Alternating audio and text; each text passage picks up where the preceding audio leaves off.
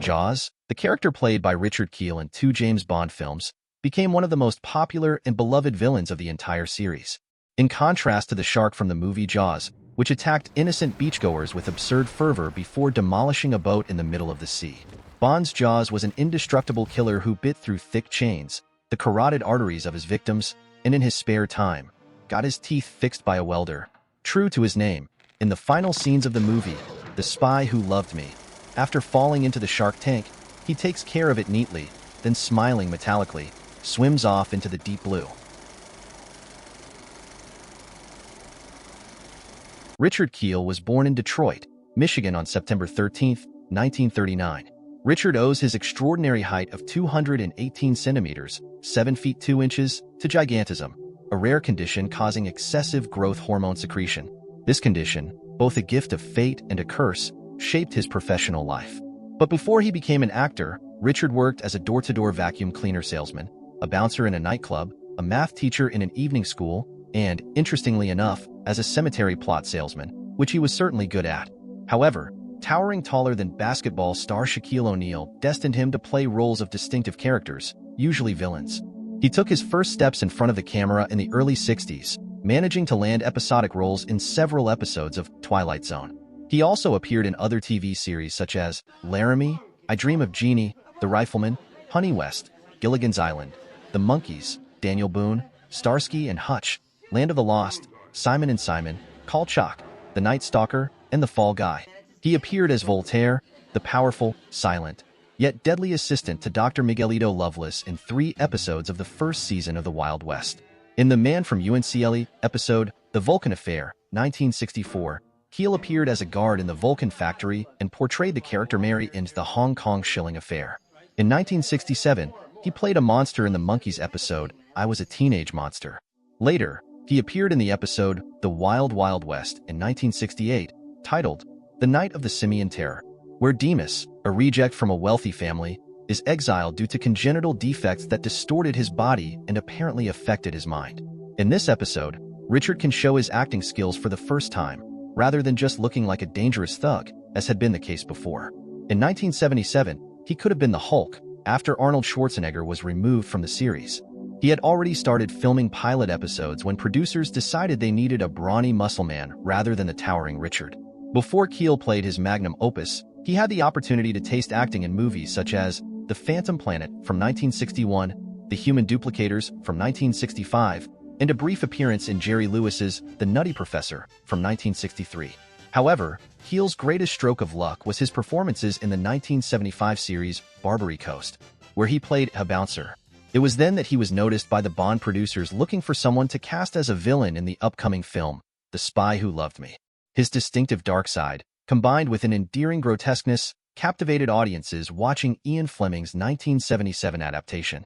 Consequently, the producers decided that the beloved Bond antagonist would appear in the next film in the series, titled Moonraker, where this time he would be working for one Hugo Drax, who of course wants to destroy the world.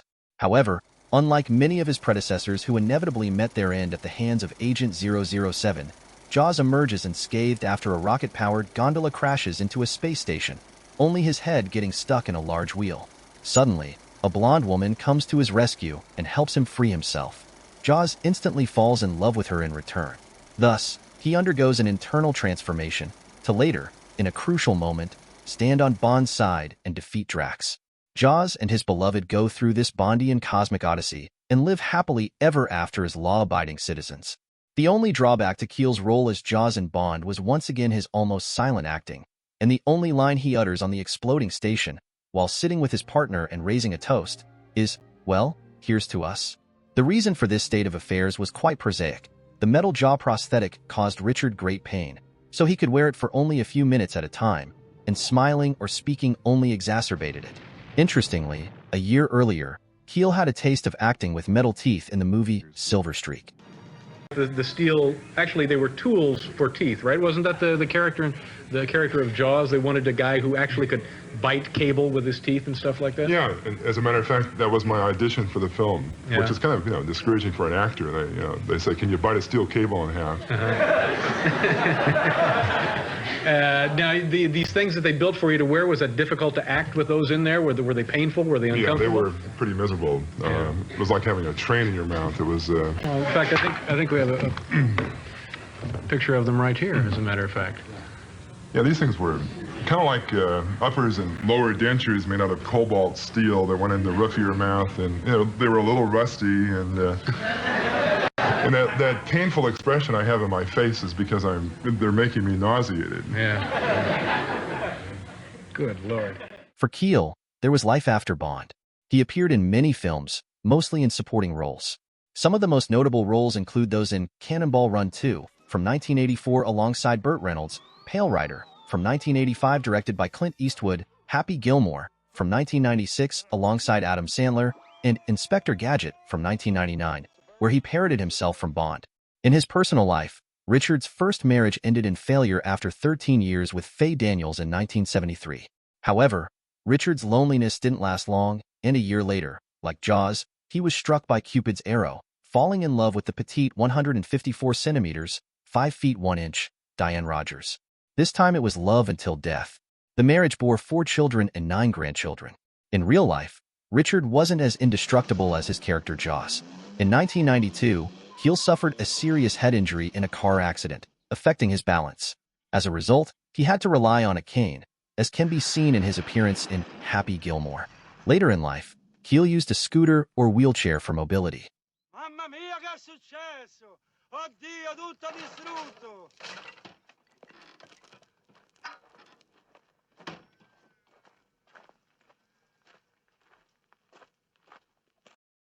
Interestingly, in 2007 Richard became a co-author of an intriguing book written with Pamela Wallace about Cassius Clay, titled Kentucky Lion.